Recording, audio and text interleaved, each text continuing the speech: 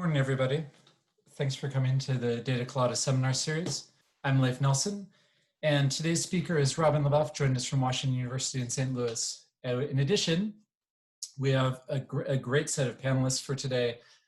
Cindy Kreider, Scott Roeder, Shelley Santana, Marissa Sharif, and Isha Sharma and Abby Sussman, as well as Joe Simmons and Yuri Simonson.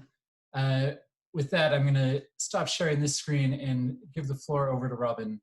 Thanks a lot, Robyn. It's all yours. Great. Well, thank you, Leif. Give me just a moment to share my screen here. Okay.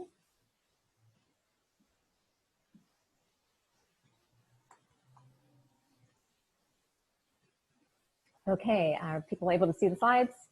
Panelists, great, thank you.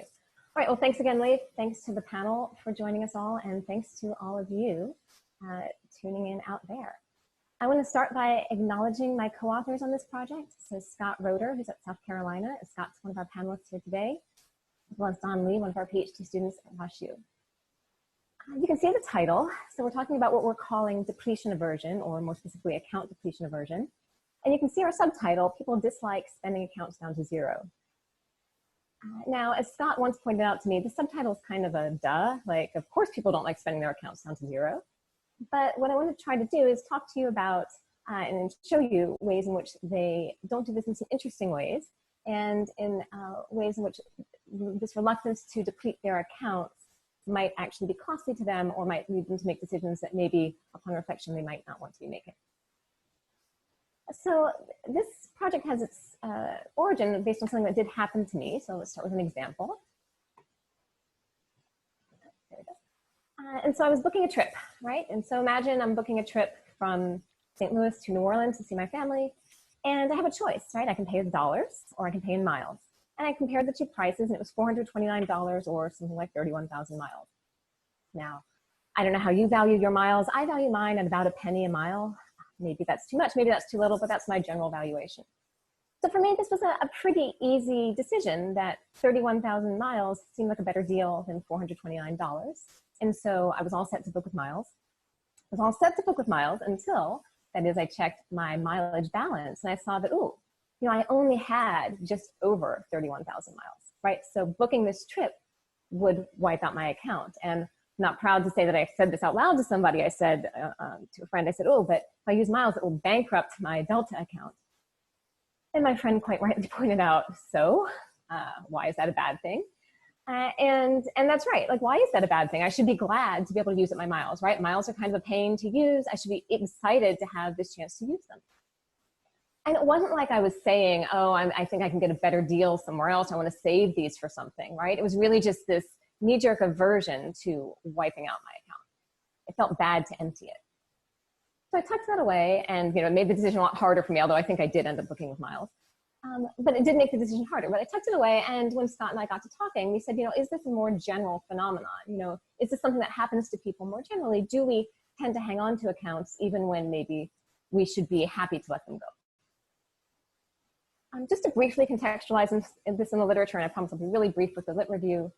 You know, we know from years of research that people are often somewhat myopic when making decisions, and that they are sensitive to these different accounts that they have, right? So in the classic jacket and calculator problem, right, people are told, imagine you're about to purchase a jacket for $15 and a calculator for $125, but you could save $5 in the calculator by driving 20 minutes. Would you do it? Most people say no, you know, no, that's not worth it to me. I wouldn't drive $5 I wouldn't try 20 minutes to save $5 on a $125 calculator. But when you flip the prices of the jacket and the calculator, so the calculator is only $15 and the jacket's more expensive, and then you say, would you drive 20 minutes to save $5 on a $15 calculator? People are more apt, $15 calculator, people are more apt to say yes, right? They think about the decision very locally. How much am I saving on the calculator? How much is my spending for my calculator account, right? Instead of more globally, is it worth driving 20 minutes to save $5? So between that and lots of other demonstrations, we know that people often think about problems from this very local perspective and not a global one. And more generally, we know that people often don't think about money as being fungible between these different accounts that they set up, even when it is, right? So People might set up accounts for food or entertainment or clothes or different budgets that they have. And this is often quite helpful for them and functional, but they don't always act as if they are thinking that these budgets are, at the end of the day, interrelated, interconnected, and that they all are part of some global account. More specifically, I think this project is connected to 3 papers that I want to just briefly highlight. Okay, and one of them is by one of our panelists here, right, that people are more likely to borrow to preserve savings that are earmarked for more responsible goals. So for example, if you ask people, imagine you have to come up with $1,000 and you have money in savings that you could draw from or you could borrow, what would you prefer to do? In this paper, what Sussan and O'Brien manipulate is how the savings are described. Are they just general savings, or are they earmarked for some purpose, in particular for some responsible purpose, like money set aside for the baby, right?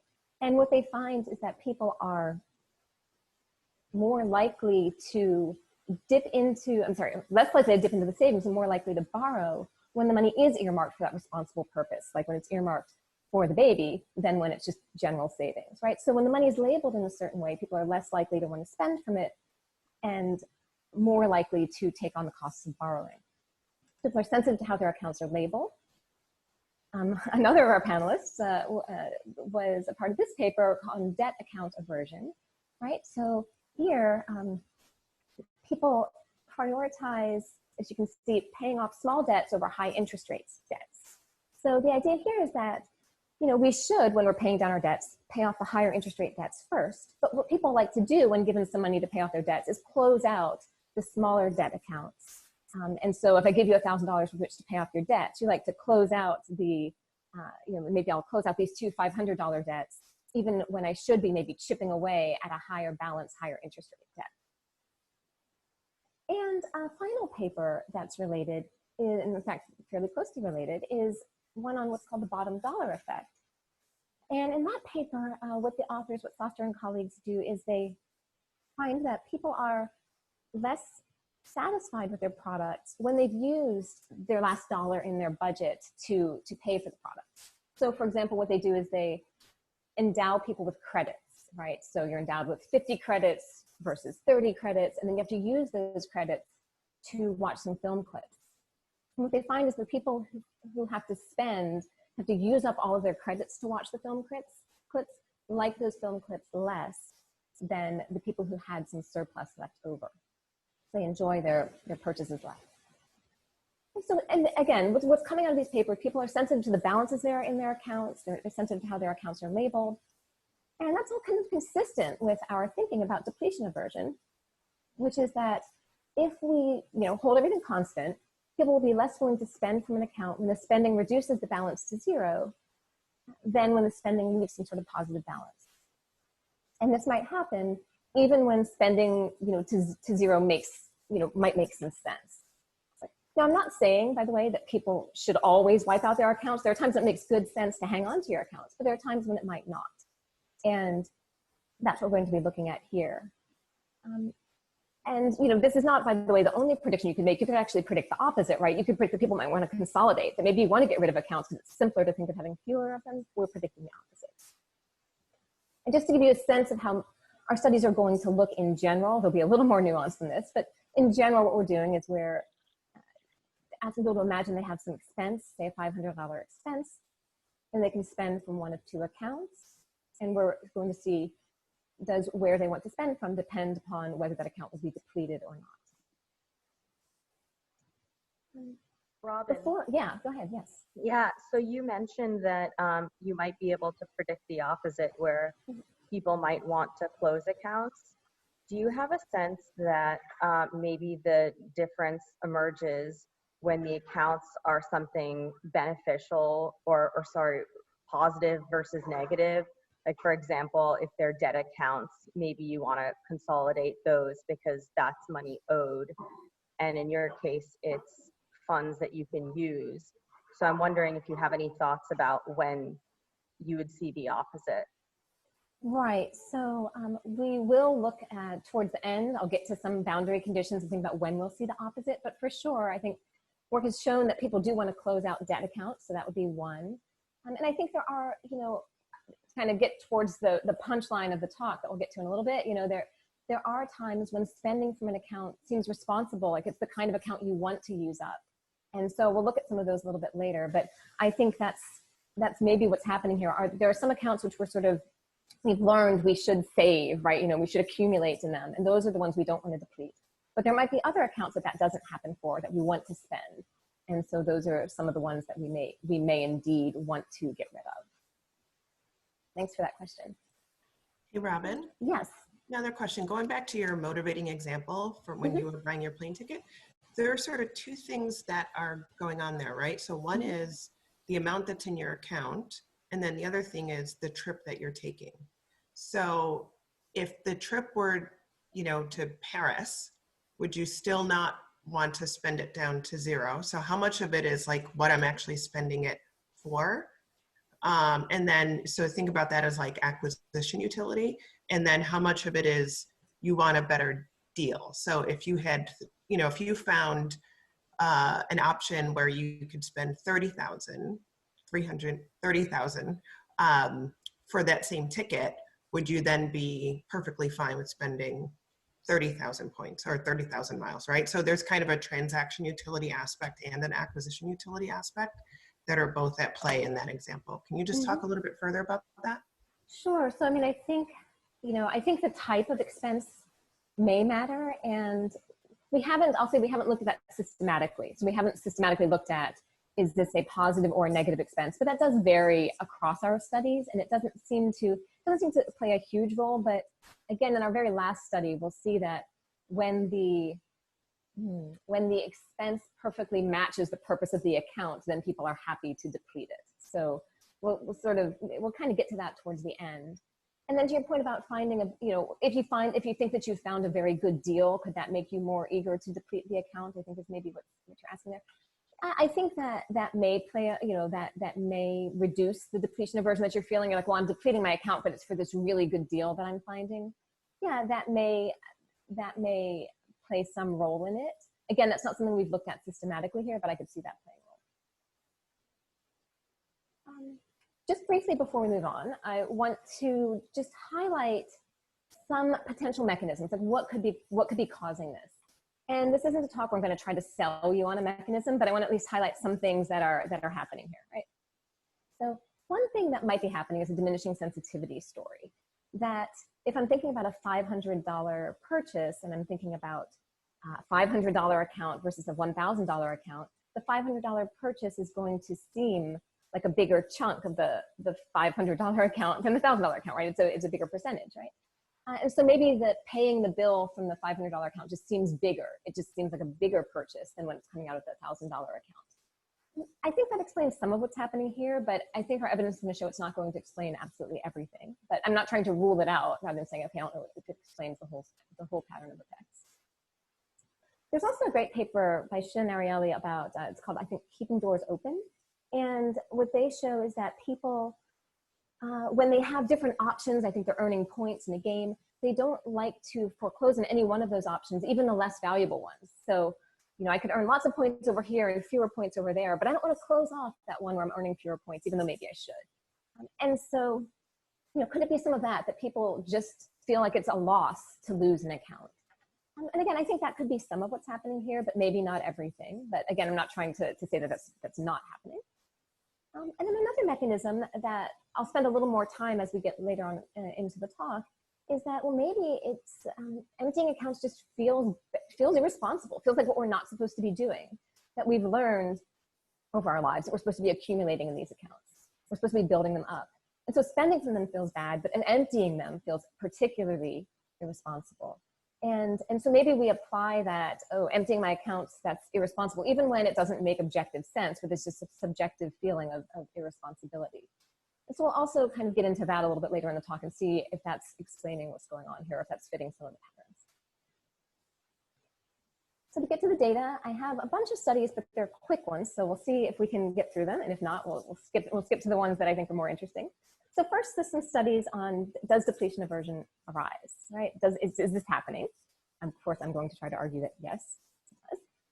And then what is depletion, right? So what does it mean for an expense to be depleting, and how close to depletion do we need to get? And then towards the end, we're trying to look at why might this be arising and when might it not be arising, right? And so looking at some boundary conditions there. So just starting with these questions about does depletion aversion arise? We're going to start with a very basic study, kind of mirroring the initial choice that I started out with here.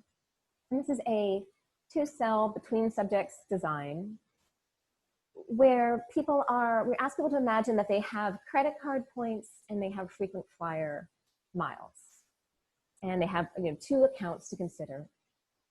And what we're going to manipulate is what is in red on the screen. It's not in red for participants, but it's in red for you so you can see what's changing. Some people see that they have 30,000 credit card points and 60,000 frequent flyer miles. And the choice at the end of the day is going to be, you need to buy a ticket. Would you rather use 30,000 points or 30,000 miles? For other people, we just swap the balances on those accounts. So for some people, they have 60,000 points and 30,000 miles, right? So just varying which one has 60,000, which one has 30,000. And we ask them, what would you prefer? Would you prefer to buy the ticket with 30,000, or would you prefer to points, or would you prefer to buy it with 30,000 miles? See, so I'll take a minute to orient you to the graph because all of my graphs are going to look the same. The gray and the yellow bars are just complements of each other. So feel free to just look at one of them, like the yellow bar, and you figure the gray bar is doing the opposite. So the yellow bar here is what's the percent who want to use miles. And on the left, we see this is the case where they have 30,000 points and 60,000 miles. So you can see overwhelmingly they want to use miles, right? They have plenty of miles, they want to use miles, that's great. What happens when their mileage account could be depleted by the purchase? They're less likely to use miles, more likely to use points. So what you see is that, of course, overall, the yellow bars are big, right? So overall, people want to use miles. There's this general preference for miles, and that makes sense, right? Miles are a little bit less fungible than points, right?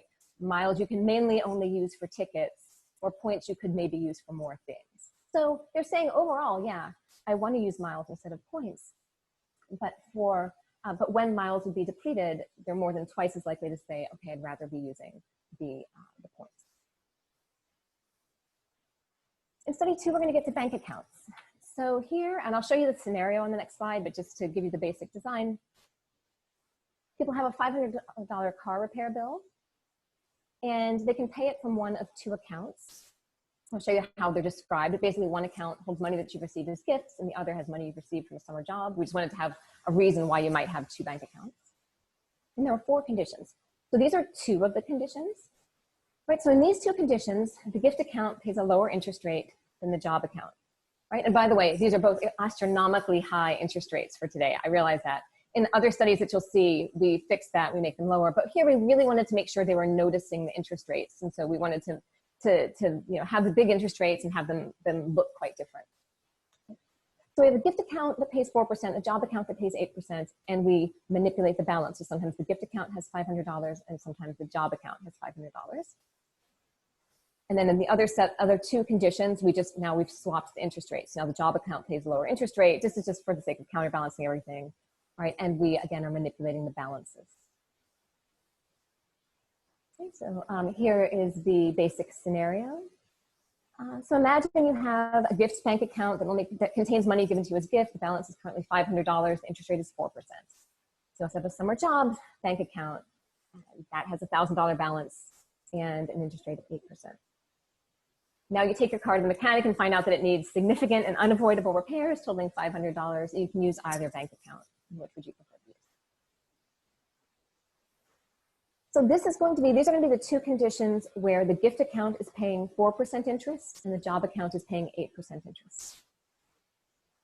So what we're seeing on the left is when the gift account has plenty of money in it, people are very happy to pay from the gift account, right? And it makes sense, right? The gift account pays a lower interest rate and they're not worried about depleting it. So all is well and good. When the gift account has a lower balance, when it would be depleted, we see now they're less likely to want to pay from that and much more likely to pay from the job account, even though, of course, that's the one that has a higher interest rate, that pays you more interest that perhaps you should be hanging on to. So that's when the gift account is 4% interest. This slide just shows you the flip. So this is when the job account has 4% interest. Okay, so you see here, everybody wants to pay from the job account. Makes sense. That's the one that's paying a lower interest rate.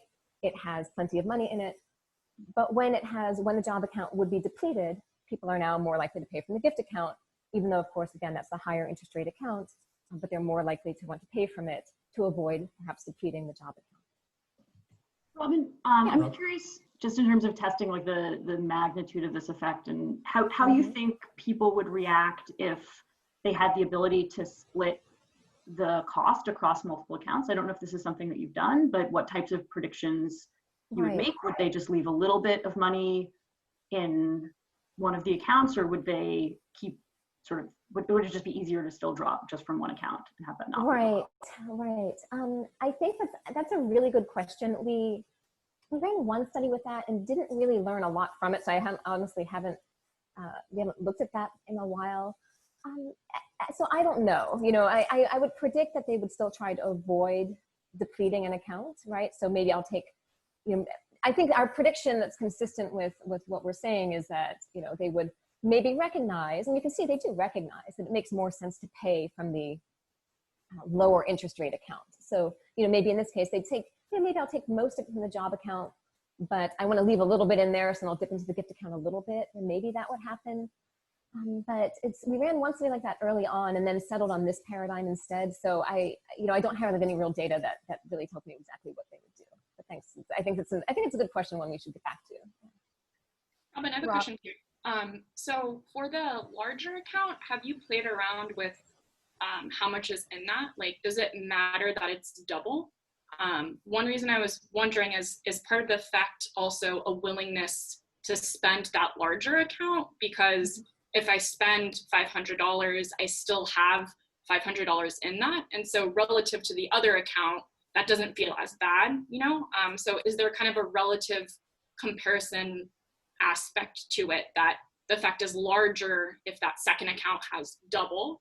And I guess relatedly, have you also looked at this with like a separate evaluation or a between subjects type of thing, where it's like, do you still find the same thing if it's how willing are you to spend this $500 charge with this $500 account versus with the $1,000 account? Does that make sense? Right. Mm-hmm.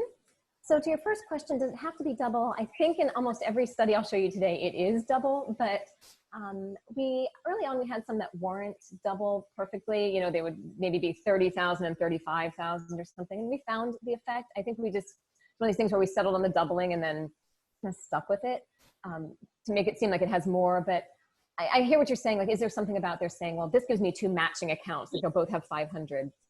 Yeah. I don't think that's what's driving it based on the data that we've collected so far, but we haven't systematically varied, how much greater is the big account.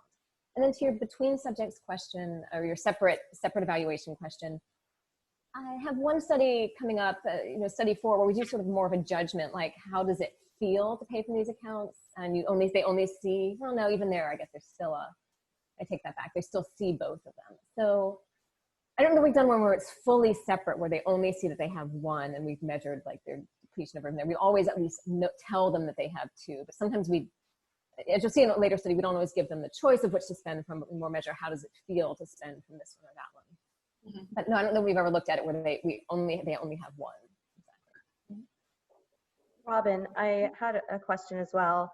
So I'm noticing in the patterns in study 1 and in this pattern as well, I'm noticing that, you see the difference across conditions, mm-hmm. but within the job account 500 condition, it looks like the majority of participants are selecting the job account when that's the account that would be depleted. Mm-hmm. And I'm curious if there's something about certain accounts in general where, if it was a between subjects condition design, sort of like how Marissa was describing, do you think we would see then the majority of participants not choosing that account? I think what's happening there, so you see sort of just this overall tendency that people are saying, yeah, I'm going to pay from the job account, right? They're above 50% in both conditions, right? And I think that's simply because in this case, it makes more sense to pay from the job account, right? Because it is the lower interest rate account. So I think what we're seeing is just an artifact of, in this study, there's a lower interest rate account. So most people are flocking to that one, but they're doing it a little bit less so when it would be depleted. And same in the first study, yeah, most people are paying with miles because miles makes more sense to pay with miles. They're less useful than points. And so they do that, you know, although they do it less so when one would be depleted. So I think that's just because of the way we have these studies set up. There are a few later on where, right now, basically the interest rates are kind of working against us. We have a few later on that don't have that characteristic. And so then you see more of it's above 50% in one condition and below in the other. But I think it's just the sort of an artifact of the design. I don't have a clear thought right now on how that would be different in a between subjects versus or separate evaluation, joint evaluation, if that would change this pattern that we're seeing. But I think that's why we're seeing the pattern we're seeing. All right, just very quickly, we have just a conceptual replication of study 2 where the interest rates are lower, so 2% and 1%, things that we might see more commonly. We've taken off the account labels because maybe one concern you might have about study 2 was that, hey, we called one a job account and one a gift account. And maybe they're just hanging on to them because of those names. Like, it doesn't matter what they're called, but the fact that they have these names makes people want to hang on to them. So we're going to just call them Bank A and Bank B to make them as low emotional stakes as possible. And we start adding disclaimers here and in most of the rest of our studies, just to reassure people, hey, there's no minimum balance, there's no withdrawal penalty, right? So, you know, if people are not wanting to spend from the accounts or deplete the accounts for those somewhat more mundane reasons, we're going to try to take care of those. But what do we see? We see basically the same effects. So here, account B pays 1%. So you see yellow bars are high, right? They're mostly recognizing they should be paying from account B because it's the lower interest rate account, but they're less likely to do it when account B would be depleted. We wanted to then look at more of an incentive compatible choice, or at least one where these it's not just hypothetical money, right? Where these are points that will turn into money at some point. So these are M-Turkers playing games online. And they're going to play 2 games in 2 rounds. And the games are guess the number of jelly beans in a jar and spot the difference between 2 pictures. I'll show you some screenshots of that in a minute. And they're going to earn points for their games they're going to earn points in a jelly bean account and in a spot the difference account. And the points are going to be converted to bonus payment at the end. And we tell them, you know, basically the conversion rate from points to dollars is the same for each account. And we stress that there's no minimum balance that you need to have in either account to get the conversion, right, to get the bonus payment. That essentially their points between the 2 accounts are going to be totaled, and then they're going to get their total converted to dollars. So our 2 conditions are, it's just going to be a manipulation of how many points they end up with in their accounts. So one condition in round 1 is going to play 2 jelly bean games and 4 spot the difference games. So that's going to give them 300 points in their jelly bean account and 605 points in their spot the difference account. And in the other condition, in round 1, they play 4 jelly bean games and 2 spot the difference games. And so that's going to give them more points in the jelly bean account and fewer points in the spot the difference account. Okay, finally, after they go through all of that, we get to the DV that we actually care about, which is this. We tell them, now you're about to play round 2. And in round 2, the point values are going to be triple. So this is really exciting, right? But to get to round 2, you need to pay a 300-point entrance fee to get to kind of get access to round 2. And we're going to make them pay the fee, but we're going to give them a choice of which account to pay from. And again, we sort of reiterate the conversion and try to emphasize that you don't need to keep a minimum balance in either account. But what we predict is that they're going to be depletion averse. They're not going to want to deplete the jelly bean account if that has 300 points, or not want to deplete the spot the difference account if that has 300 points. So just for entertainment value, here's the jelly bean guessing game. They have to guess how many are in the container on the right. We tell them the container on the left has 50 jelly beans. The answer there down at the bottom that you can see is there are 108 on the right. Okay, who knew? And then spot the difference game. They have to find as many differences as they can in a minute between these 2 pictures. And then after round 1 comes the DV, right? So again, to access round 2, you need to pay 300 points from either one account or the other. And we've shown them their points as they're accumulating. We've shown them a graph of these accounts. We tried to make these accounts really real to them, make them feel like they really have these accounts. And we say, where do you want to deduct the account from? Either the jelly bean account that has 605, or the spot the difference that has 300, or in the other condition, the point values are reversed. And what do we see? Where do they want to deduct the 300 points? They, when the spot the difference account has 605 points, they're happy to deduct it from the spot the difference account, but less happy to do so when the spot the difference account would be depleted. So again, seeing this predictable movement that they shift, you know, their eagerness to pay from one account goes down when that account would be depleted. Final demonstration kind of study before we get on to some of the other kinds of questions that you might have. Here, we're going to just tell them they have the two accounts. This is the one I was referring to earlier. So you just have these two accounts. And that's one of our disclaimers, right? You don't have a withdrawal penalty, a minimum balance. You know, you don't have any pending charges on either account to try to get all of those concerns out of the way. Now imagine you have a $500 car repair bill. You could pay it from your $500 account or your $1,000 account. And you decide, I'm sorry, we don't offer them the choice. We say you decided to pay it from this account or that.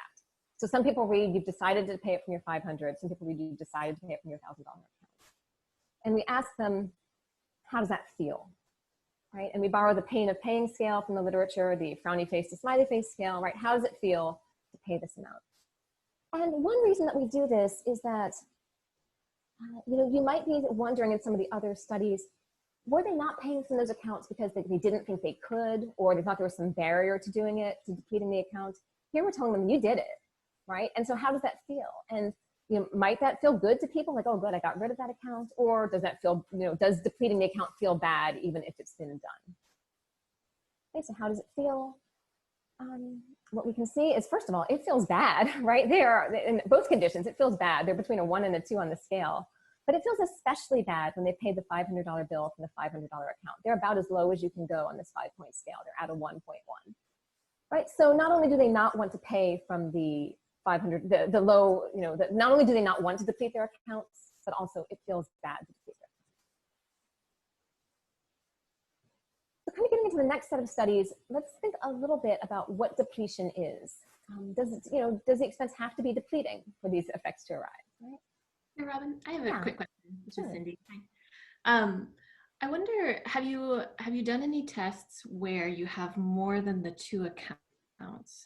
Oh, and if you haven't, do you have any sense for whether your depletion aversion effect would be depleted if they felt like they were still spreading their wealth across multiple baskets? Like, I think one question has come up in the chat, like, does it feel lower risk to have your gains across multiple baskets? You can also think of like, don't put all your eggs in one basket, sort of advice and things like.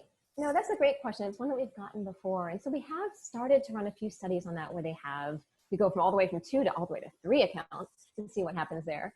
Yeah, and what we found sort of an interesting pattern of results. Basically, I have some slides, but I think in the interest of time, I won't get to them. But what we found is that when the 2 accounts are completely interchangeable, so you have, sorry, the 3 accounts, so you have like points and you have miles on airline A and miles on airline B, and their balances are identical, then we see that the depletion aversion effect is somewhat attenuated. You have like, I have this frequent flyer mile account, I have that one. I don't care so much about, I'm not so worried about depleting this one because I have this other one. But as soon as we start to differentiate them, like we start to put names on them, like we say, okay, you have Delta and American and their balances are a little bit different, the effect starts to reemerge, although albeit not as strongly as it does when there are just 2 accounts. And then when we make them really different, so we have one study where it's Delta versus Hawaiian Airlines, so like 2 really different accounts, then we see full depletion aversion. So when you have basically you have 3, again, it's still 3 accounts, but it's points versus Delta versus Hawaiian. So you have like these 3 accounts to think about. When the 2 frequent flyer miles are very different from each other, then you see depletion aversion, like they don't want to deplete one, even though they have the other. So it seems to be like, if the accounts seem fully interchangeable, maybe people are like, yeah, you know, it's okay to deplete this one because I still have the other one. You know, because now I have 3 accounts to think about, right? But when the accounts start all to seem very different, that's when it seems like people are more, you know, averse to depleting them. So it is something we've thought about, and we don't have it nailed down all the way, but that's the pattern that we're seeing. I have a semi-related question, which is whether you've looked at sort of the flip side, which is, do people want to be creating additional accounts? So if you say you get $500 from your paycheck, and you know, you have either one, like you have, let's say, 1 account, would you like to open another account to put this in there? Is that something that people would want to do? And I think a little bit drawing this idea of this responsibility explanation, I think you might expect that people would feel more responsible for having additional accounts if, like, you know, to the extent that this maps onto this sort of responsibility explanation. Right. I think that's interesting. We haven't done that. Like, will people create accounts? I think that would be neat.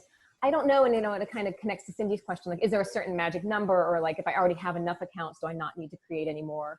I could see that going either way, but we haven't, I don't think, looked at that idea of like creating a new account with it. That would be interesting to look at. And some people have also proposed in the past, like, what if an account has been depleted? Do people want to add money back into it? Or like, once it's depleted and that's all water under the bridge now, would I rather just add money to another account, you know, to an account that's already existing? So I think both of those things we haven't looked at, but we could. I think those would be interesting.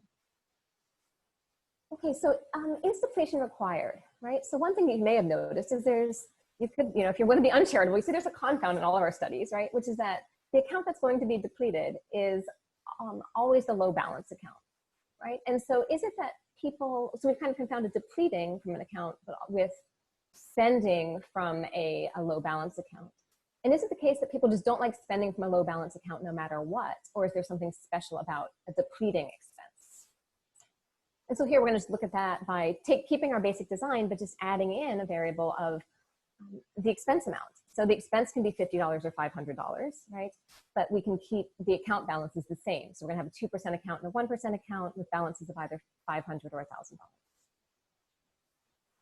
So you have two bank accounts, Bank A and Bank B.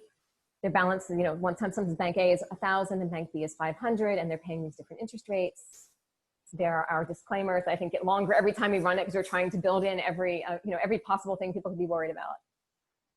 And now imagine that you get a speeding ticket, and I guess either you were speeding a little bit, so it's a $50 ticket, or you were speeding a whole lot, so it's a $500 ticket, and you can use either bank account to pay for the ticket. And so what we're wondering is, we're predicting we'll see depletion aversion when the ticket is 500, but what about when it's only 50? Will people be sensitive to the account balances or not? So here, this is the same design that you've seen in all of my other studies and the same result, right? So it's a $500 expense. And what you see is that people are, and Bank B is a lower interest rate account here. So people are happy to pay from Bank B when Bank B has a lot of money in it, when it has $1,000. But when Bank B would be depleted, they're more likely to want to dip into Bank A. So that's the classic pattern we've been seeing. What about when it's a $50 expense? What do we see? People don't care which account they're spending from. They say, I want to spend from Bank B, right? They recognize they should spend, well, most of them do, recognize that Bank B is the better one to spend from, and they just spend from that regardless of its balance. So that suggests there is something special about depletion, right? That that depletion matters to people more than just spending from the accounts, right? They're not, when it's an effect that wouldn't deplete the account, they don't care about one having a bigger balance and one having a smaller balance. And at the beginning I said, maybe this is a diminishing sensitivity story here. And, in the idea that $500 is a bigger chunk of a $500 account than it is of a $1,000 account. And so that's why people like to pay from the $1,000 account. That might be true, but it's not happening here at the $50 level, right? So $50 is also a bigger percentage of a $500 account than a $1,000 account, but people aren't sensitive to that here. So if it's something about diminishing sensitivity, it's something that's only happening when people get, when it's getting close to this area of depletion. So 75 saying Robyn? Depletion, yeah. Sorry, just a short question. Why aren't those numbers 100%? Like, you're asking them a question that's kind of like, would you rather have $5 or $20? And 17% of people are saying 5. That seems like a weird response. Do you have any intuition for that? I don't know. I think it's nice that it's a very consistent, 17% of people are just always going to say 5. We have some basic attention screens on these, but are these people who aren't getting it, aren't understanding interest rates, not reading it very closely? Or is there something interesting happening where they're like, I do want to pay for my higher interest rate account? I don't know. I don't have a good insight. Do you have an insight what they're doing? No, I mean, I guess, so some of it's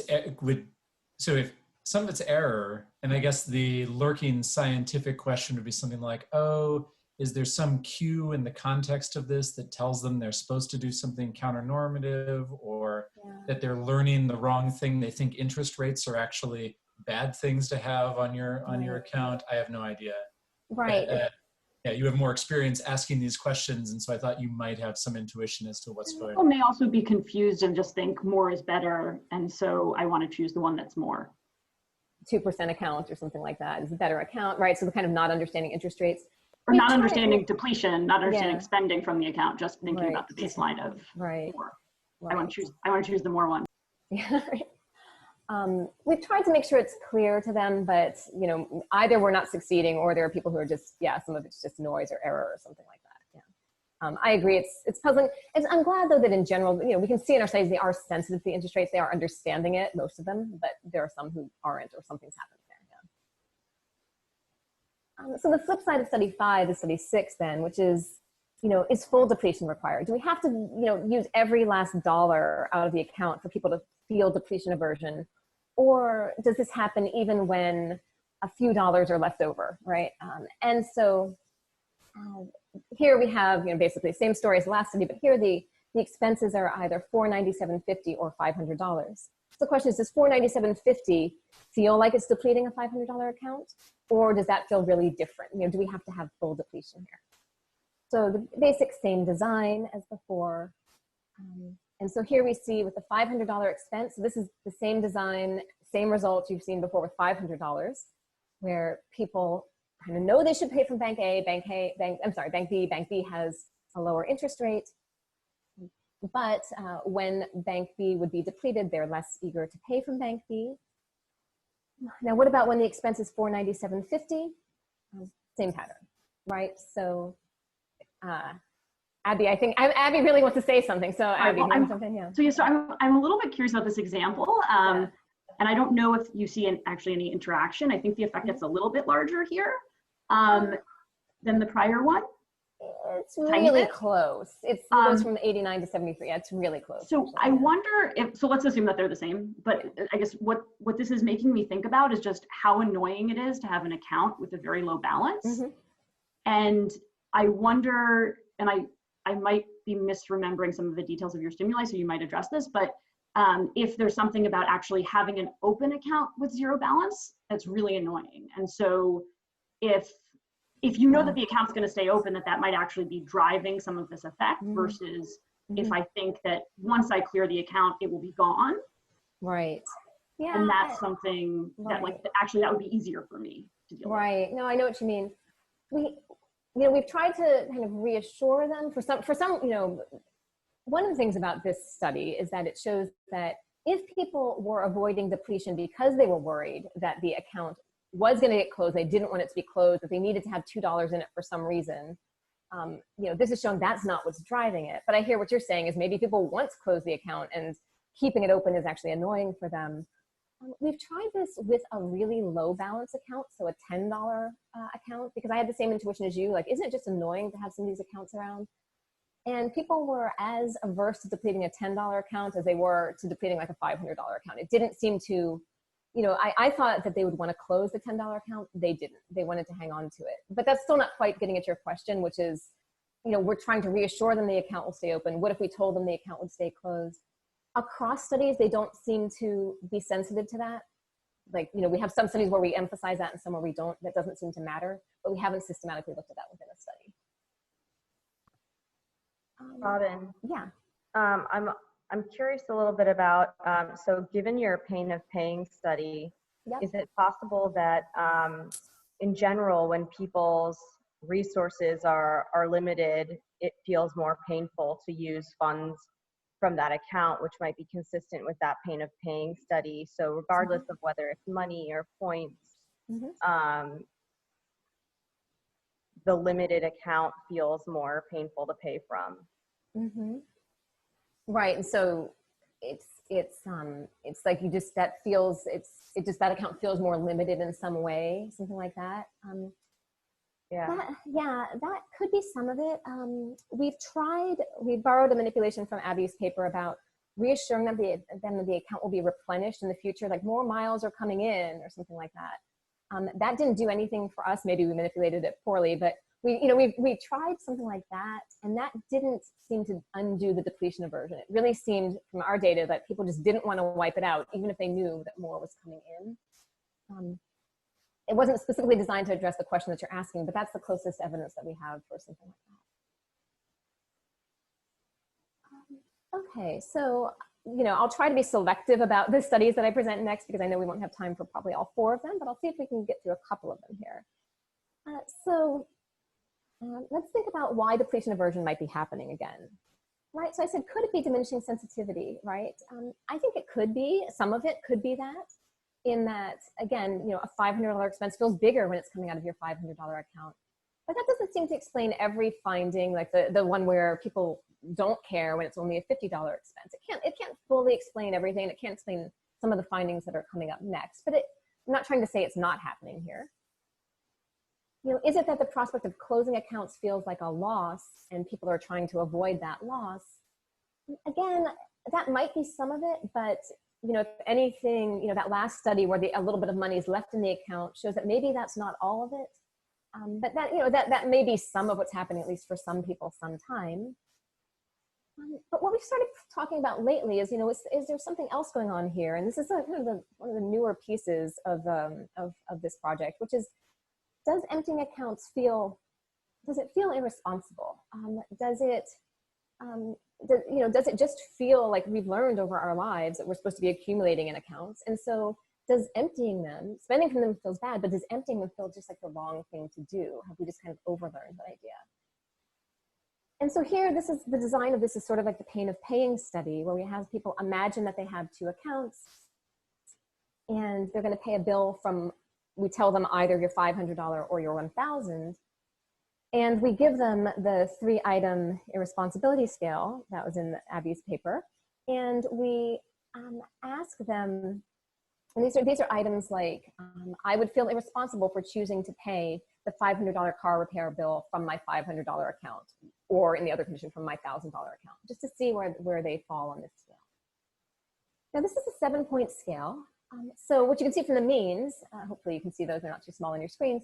The means are below the midpoint, so they don't feel grossly irresponsible in either case, but they do feel more irresponsible when they pay it from their $500 account. They're more at 3 on the scale than when they pay from their $1,000 account. They're at about a 1.6 on the scale. Right, so this is some evidence that, at least if you ask them about irresponsibility, they say, yeah, it does feel sort of irresponsible to pay from the, from the account that's being depleted. So we're trying to see if that works with some of the evidence that we have. And it brings us to the next study, which is related to a question people have asked us since we began the project, which is they'll say, yeah, I hear what you're saying about bank accounts, but one thing I love to get rid of, I love to deplete, is like gift cards. I say like, I really love to use up my gift cards. And so, is that true? First of all, do people want to deplete gift cards in a way they don't want to deplete bank accounts? And maybe is responsibility, one of the reasons for this? Because if we think about bank accounts, bank accounts, we do want to accumulate money there, right? And we do, that feels like the responsible thing to do.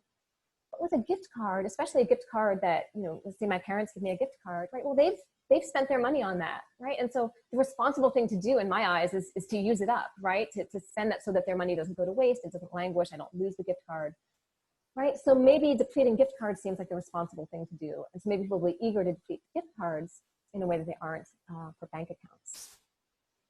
So we have people, we're gonna have 2 conditions, a gift card condition and a bank account condition.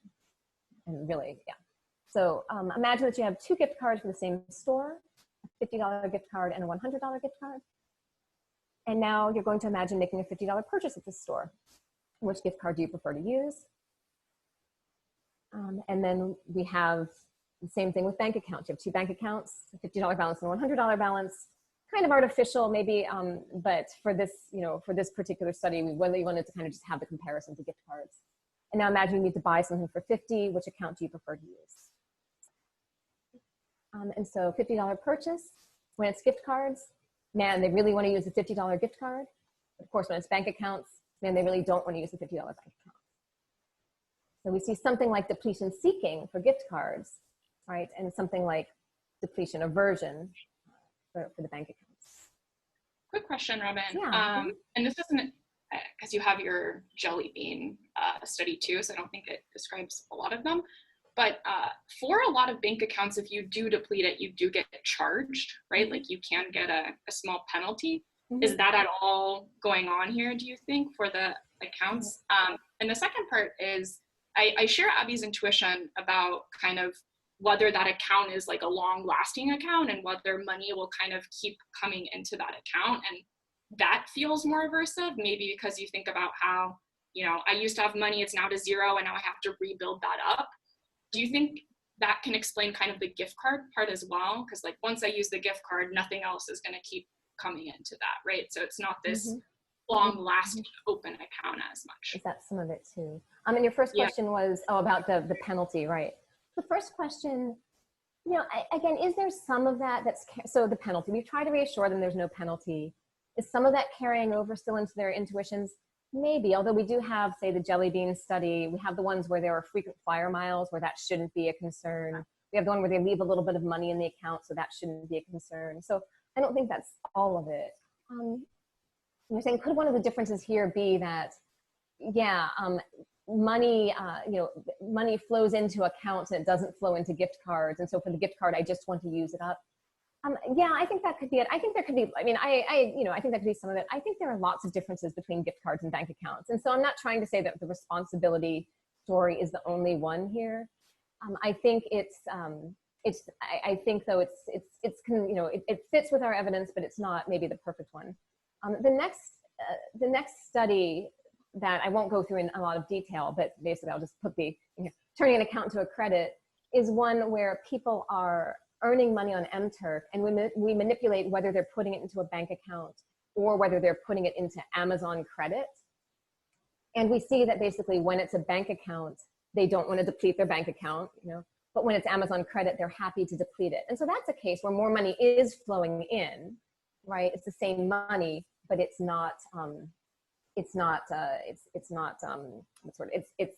just where it is. Like, how is it labeled? Is it in a bank account or is it in the form of credit? So that might address your question a little bit. Just very quickly, so I'll skip through study 8, and in study 9, just kind of give you that headline, we're going to try to turn a gift card into an account. So kind of do the opposite, where we take, some people have a gift card. Some people have, instead of, it is a gift card, but we're going to call it a payroll debit card that they're being paid on, right?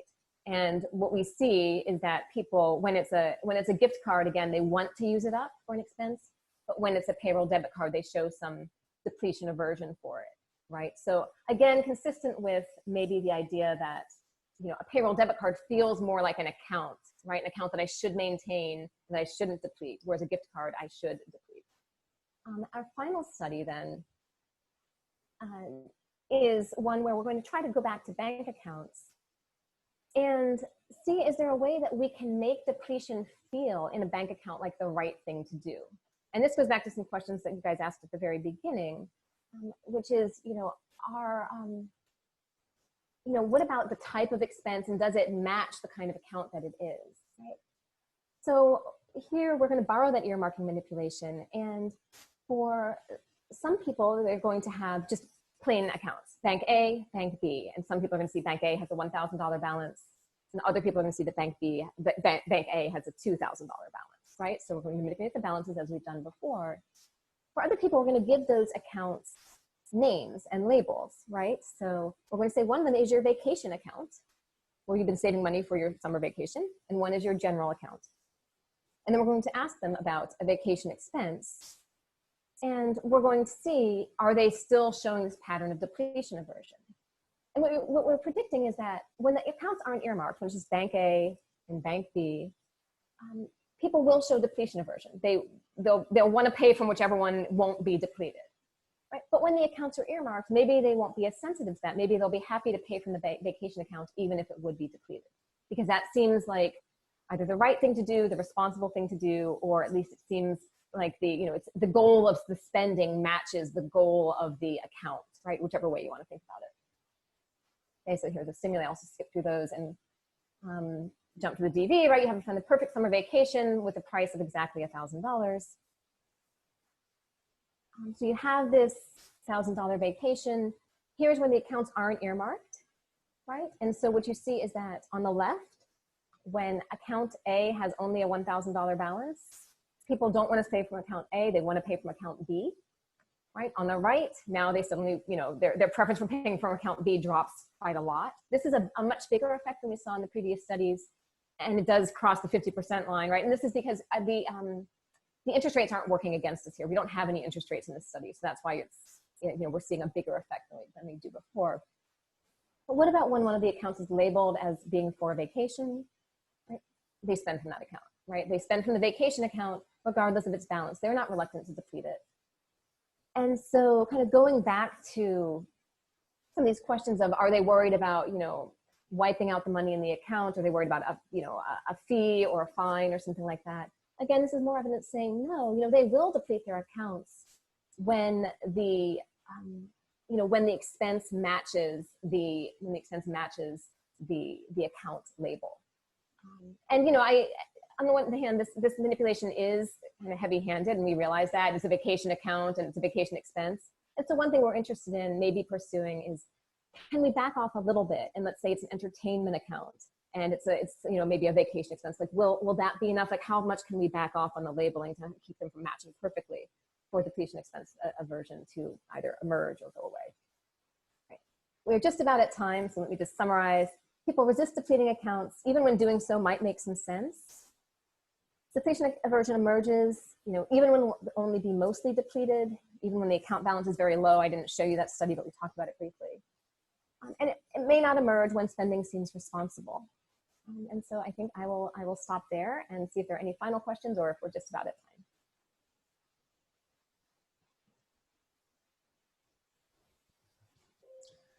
Well, thanks, Robyn. That was great. Oh, Shelley, do you have a question? I do, and this is some of the Q&A that's coming up too, Robyn. If you have any intuition or insight into what kind of individual differences might also be at work here. So you can imagine financial literacy or financial security or something along those lines. Can you speak to that?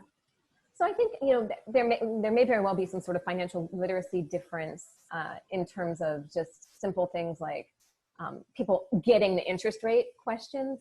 But beyond that, like this fundamental feeling of depletion aversion, I'm kind of interested in, like, you know, what is that? Because I think for some people do have the opposite intuition. Some people are like, yeah, let's get rid of those miles, right? And let's consolidate things. And so I don't know what that is, if that's a pain of paying difference, if that's a tightwad spendthrift kind of difference. You know, I don't know what that is psychologically. Maybe some of the moderators of pain of paying would moderate this. We haven't gone into the individual differences, but I recognize that they're out there. And I wonder if, you know, what we're seeing in our studies, is it that we're seeing a pure effect of depletion aversion, or are we seeing some mix of some people being depletion averse and some people being, you know, depletion seeking, and it's just balancing out that more people are depletion averse? I think that's a question, but we don't know the full answer to that one yet. But thanks, it's a great one. Great, we will stop there, and I'll thank Robyn again for the presentation, and thanks to all of our panelists for being here. This has been really great. And just a reminder to our audience that first of all, for all of the great questions that you submitted that we didn't get a chance to get to, they will all make their way to Robyn and to Scott so that they can read them offline. And then the last part is that this was all recorded, and barring something strange, it'll all be posted on YouTube at some point, so you can share that presentation with your friends or just relive it yourself. So thanks everybody, and we will see you all next week. Thanks everyone.